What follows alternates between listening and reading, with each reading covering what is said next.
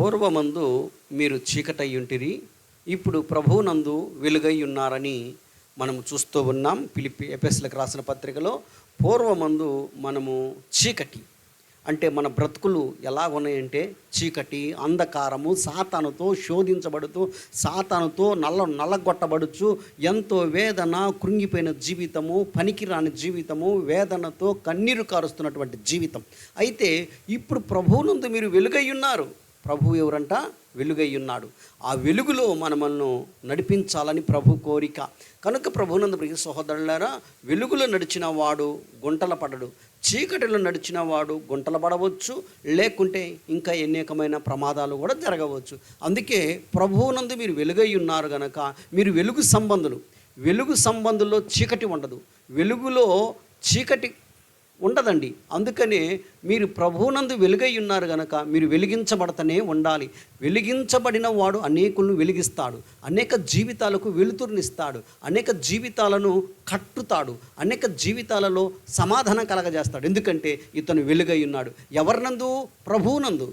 ఏ ప్రభు? ప్రభు అయిన యేసుక్రీస్తునందు వెలుగై ఉన్నాడు. కనుక నీ జీవితము వెలుగుతో నింపాలని ప్రభు ఆశ.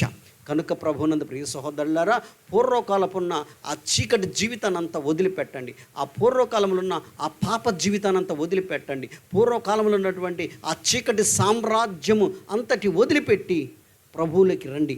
ప్రభు నీ కొరకు నా కొరకు రక్తం ధారబోసిన వాడు. ఎందుకో తెలుసా? నువ్వు వెలిగించబడాలని. దేవునికి స్తోత్రం.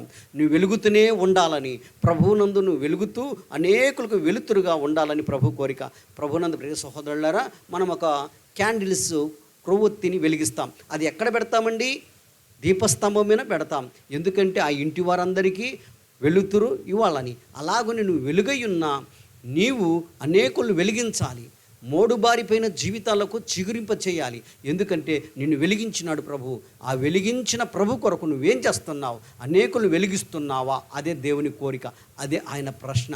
కనుక ప్రభునందు ప్రియ సహోదరులారా, పూర్వకాలమున్న జీవితము, ఆ చీకటి బ్రతుకు, చీకటి సామ్రాజ్యం, చీకటి ఆలోచనలు, చీకటి తలంపులు, చీకటి పాపపు ఆ ఆలోచనలన్నీ వదిలిపెట్టి వెలుగులను ప్రకాశించాలి.